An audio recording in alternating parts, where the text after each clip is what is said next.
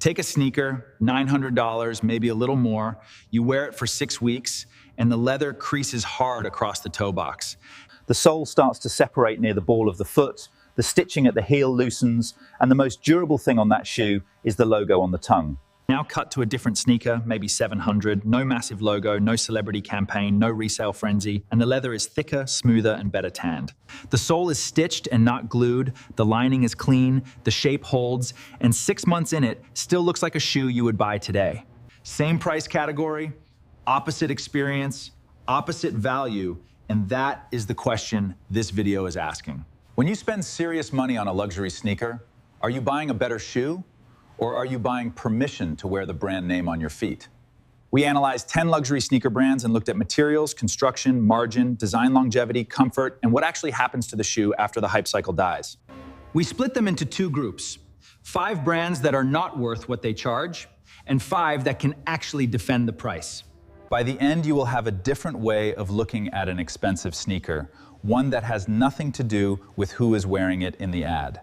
Here is the only criterion that matters in this video. Strip the logo off the shoe, strip the campaign, the collab, the waiting list, and the resale premium. What is left? Is there leather worth paying for? Is the construction above average? And does the shoe still look good in 3 years when the trend that launched it is gone? Does it feel like something built to last or something built to be seen? That is the test, and the logo does not pass it, the shoe does or it does not. Balenciaga, $900 to over $1,000, sometimes more for limited runs, and Balenciaga has built one of the most visually aggressive sneaker identities of the last decade. The Triple S changed the conversation around chunky silhouettes. The Speed Trainer looked like it came from a different decade, and the Track, the defense. That recognition is the product, because when you actually look at what you are holding, the materials, the construction, and the durability, the thick sole units on the chunky models are mostly EVA and rubber composites, similar to what you find at far lower price points. The upper materials vary, but mesh panels and synthetic overlays do not behave like premium leather over time. They do not develop patina. The bigger issue is longevity, not of the shoe, but of the design. Because Balenciaga's sneak identity, a sneaker that was bought to be seen becomes a sneaker that screams its era. And in 10 years, the Triple S will tell you exactly when it was bought. You are not paying for construction, you are paying for a moment in fashion, and moments expire while leather does not. Gucci sneakers occupy a strange position. The brand has centuries of heritage, leather goods, craftsmanship, and Italy, and the sneakers carry all of that weight in the marketing. The Ace, the Righton, and the Tennis 1977 show up in the right editorial context, worn by the right people, surrounded by the visual language of luxury. Then you look at what you actually have in your hands, and most Gucci sneakers in the mid to upper range, 700 to over 1,000. The leather versions are better, but across the line you see a recurring pattern. The materials are decent, but not exceptional for the price.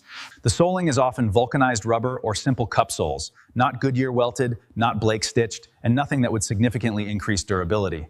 What you are paying for is the stripe, the B, the interlocking G, and the color palette that reads as Gucci from across a parking lot. That is not nothing, because social signaling is a real product and Gucci sells it better than almost anyone, but when the logo is the most durable part of the shoe, that is a problem. Compare a Gucci sneaker to a shoe from a smaller Italian maker at the same price, with better leather selection, more attention to the lasting, better edge finishing, and no logo. That is the trade-off Gucci asks you to make, and knowing the trade-off is not the same as the trade-off being fair. Dolce & Gabbana sneakers are in many ways the most honest expression of what the bottom half of this list is actually about. The aesthetic is maximalist by design, the branding is aggressive, and crowns, logos, Baroque prints, velvet panels, embroidery. At prices ranging from 600 to well over 1,000, the construction rarely matches the visual ambition, and the finishing can feel inconsistent. Not bad at the price point of a mid-range sneaker, but questionable at luxury prices, and weight is sometimes a problem, as is comfort over distance. A sneaker built around maximum visual impact has a limited wardrobe life. You wear it to be seen in it, and when you are not trying to be seen, you reach for something else.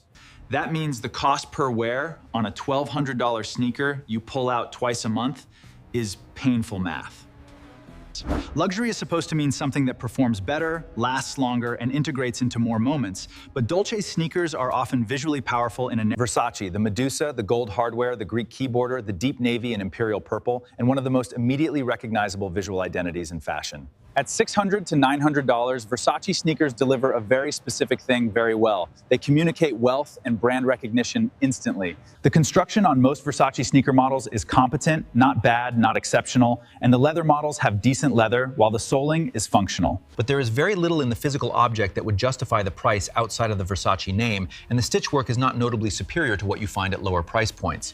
The Versace sneaker, stripped of its branding, is a competent fashion sneaker at best, and with the branding, it is a statement piece with a statement price.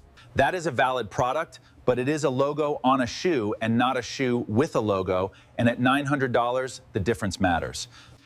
Off-White is a different kind of case, and in some ways, the most interesting one on this half of the list. Virgil Abloh built something genuinely new. The quotation marks, the zip tie, the exposed construction details, But influence and value are not the same thing, and Off-White sneakers, often in the $500 to $900 range, were always partly priced on hype. The Nike collaborations in particular were products whose value lived almost entirely in scarcity, resale markets, and cultural moment. Strip the hype and the secondary market premium, and you have a modified Nike shoe with graphic overlays and a zip tie at a price that few independent footwear critics would defend on construction alone. The leather on these sneakers is decent but not premium, and the zip tie, the graphics, and the tape details are design decisions and not quality investments. What Off-White sold was a concept and a cultural position. And in 2026, the brand has lost its founding figure. The cultural moment that justified the premium has changed. The physical product has not become more durable, and the equation has shifted. The gap between cultural value and material value is one that every buyer in this category should be aware of. The scoreboard after 5 brands: logo, celebrity, scarcity, spectacle, and concept are the things you are paying for. That changes now, and here is where the video shifts from diagnosis to information, because these 4 brands are where the price connects to something real. Common projects: $400 to $500, clean white leather, the gold foil serial number on the heel, and no logo in the conventional sense.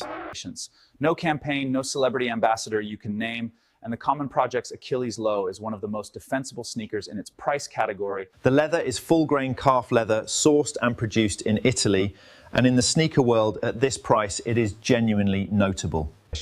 You can feel the difference in the first few minutes. It has weight, it has flexibility in the right places, it develops a patina instead of cracking. More importantly, the design holds, because the Achilles low was introduced in 2004, and it looks exactly as relevant today as it did then. It works with tailored trousers, with dark denim, with chinos, with a relaxed suit. It does not announce itself, it does not ask you to notice it, and that is the point. Compare it to a Gucci sneaker at $900. The Common Projects is better leather, more versatile design, and longer useful life, while the Gucci has the logo and the retail margin. Common Projects has a weakness in that it scratches easily, and the white leather requires maintenance, but a shoe that needs care is usually a shoe worth caring for. Maison Margiela, the replica is by name a reference, a copy of a shape that already exists, a military trainer, a court shoe, or a track shoe from the past.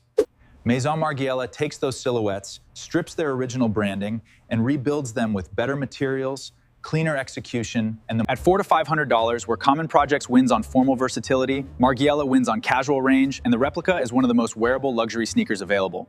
It pairs with casual tailoring, with French tuck shirts, with wide leg trousers, and with the kind of adult casual wardrobe that does not need a sneaker to do the talking. The leather versions are well constructed, and the co-branded runs with Reebok and various archives tend to be better than expected. The brand does not need you to know it is Margiela, it does not put its name on the shoe, and from a value standpoint, that means the product is doing more of the work. A sneaker that looks interesting because of its shape and execution rather than its branding is a sneaker that will keep looking interesting when the branding moment passes.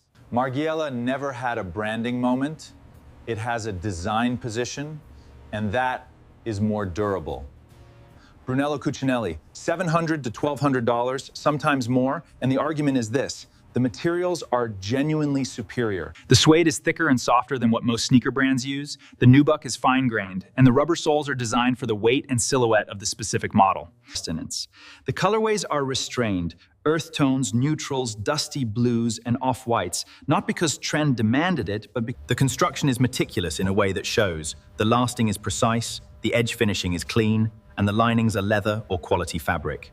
The difference between Brunello Cucinelli and the first half of this list is that the premium here is attached to material and craft, while the premium at Gucci or Versace is attached to a symbol. If you are building a wardrobe around quality and longevity and not around being seen in the right brand, Brunello Cucinelli sneakers are genuinely defensible. They will look good with good clothes, they will age well, and they will not embarrass you when the trend cycle moves.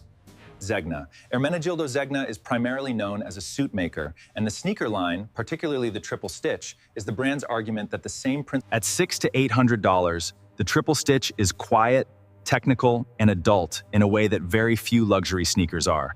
The leather is Zegna's own tannery-sourced material, and the brand has vertical integration in its supply chain that goes back to raw fiber, which is unusual. Instruments. The upper is typically Napa leather or suede in soft, sophisticated colorways, and the 3 rows of visible stitching at the sole. Comfort is a genuine differentiator here. The last is wide enough for real wear, the cushioning is thoughtful, and this is a shoe built for a person who wears it for a full day. Traveling, in a business casual office, at a dinner, and not for a person who wears it for an hour to be photographed. The brand does not court streetwear culture, it does not collaborate with musicians or athletes, and it makes a shoe for a grown man who has decided that luxury means function and discretion. If you are done with the hype cycle, Zegna is a logical destination because the sneaker does not need a backstory, it is leather, comfort. Loro Piana makes the most expensive everyday sneaker in this category and the most indefensible looking price at first. Walk, summer walk, and knit walk. Cashmere, baby cashmere, suede, vicuña occasionally, and the brand's proprietary materials in configurations that you cannot find anywhere else on a sneaker. The suede versions are among the finest suede sneakers produced anywhere. The material is Loro Piana's own, sourced and processed to a standard. The rubber soles are custom, designed for low-profile elegance and reasonable traction without compromising the silhouette. There is no logo visible on the exterior of most Loro Piana sneakers, no branding that a stranger would catch at a distance. This is the inversion of everything in the first half of this list. Balenciaga charges you for being seen, Gucci charges you for the symbol, and Off-White charged you for the concept. Loro Piana charges you for the thing itself, the suede, the weight, the way the sole meets the upper, and the color that will still look correct in 8 years. Strip the logo from a Balenciaga Triple S and you have a chunky foam shoe in fashion styling, but strip the label from a Loro Piana walk. The difference between those two stripping exercises is the definition of real luxury. Here is the summary, and it is shorter than you would think. Most luxury sneakers are priced like craft goods, but built like marketing vehicles. The price is the logo, the campaign, the celebrity, and the moment, and take those away, and you have a shoe that a factory could build for a fraction of the retail cost. That is not a secret. The brands know it, the buyers in many cases know it too, and the transaction is for the symbol and not the object. A small number of luxury sneakers reverse the equation. The price is the leather, the price is the construction, and the price is the material knowledge and the supply chain investment. The restraint it takes not to put a giant logo on a shoe that does not need one. And those sneakers exist. Common Projects, Margiela, Brunello Cucinelli, Zegna, and Loro Piana. They are findable, testable, and verifiable. And the rule is this: before you spend serious money on a sneaker, ask one question. If you removed every piece of branding, every logo, every recognizable marking, and every name, would this shoe still be worth what they are asking? If the answer is yes, buy the shoe. But if the answer is no, you are not buying a shoe, you are renting a name. Make sure you know which one you want, and if this changed how you read an expensive sneaker, subscribe, because we do this so you do not have to.